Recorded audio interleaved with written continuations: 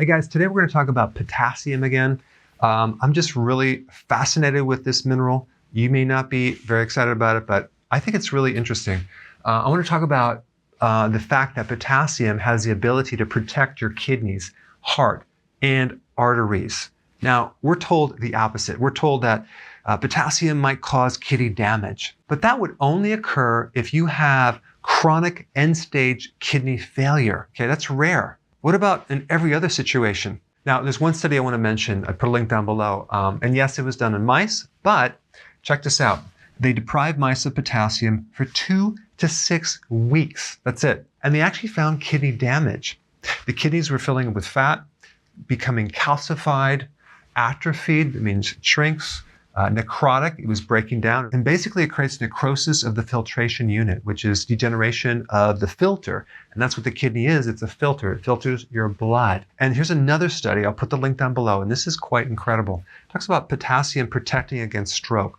It allows cerebral arteries, that's arteries of your brain, to carry blood at high pressure without damage. This is incredible because so many people are at risk for stroke, especially diabetics, especially people with blood sugar issues.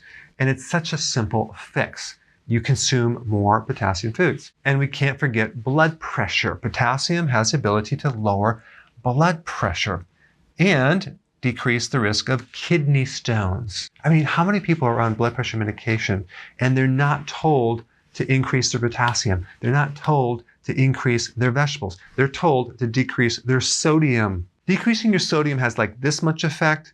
Increase your potassium has a much larger effect on blood pressure. All right, now let's talk about potassium deficiencies and what causes them. Number one, a low potassium diet. The person's not consuming enough vegetables. Laxatives, diuretics, which people take to lower blood pressure when the actual cause is low potassium, but the diuretic depletes the potassium. All right, cortisol.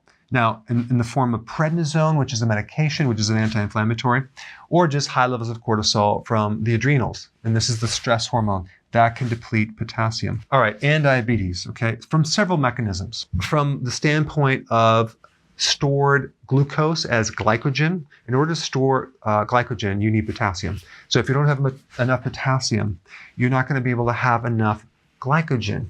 And then you're going to have blood sugar problems, okay? So you're going to have highs and lows from that alone. When you have insulin resistance, you can't absorb potassium that well. Usually diabetics become diabetic because they're eating too many refined carbohydrates.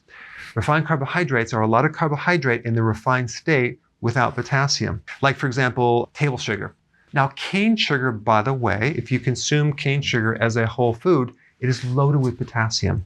Molasses has a lot of potassium. That's the waste product from sugar. But the pure refined white sugar is completely void of potassium. So when you consume it, you deplete yourself of potassium because one of the symptoms of a high pulse rate is low potassium. Then we have other refined carbs in the form of wheat. When you take whole grain, you usually get some potassium. But when you refine it, you deplete the potassium, not to mention the B vitamins and other nutrients. The symptoms of potassium deficiency are not only high blood pressure, but fatigue and loss of stamina. You don't have that endurance like you had at one time. Leg cramps, constipation, and there's many others. But the bottom line is if you want to protect your kidney, your arteries, and your heart, start consuming more vegetables. I'm going to recommend salads and other greens, but realize that we need 4,700 milligrams per day. Okay, that's a lot.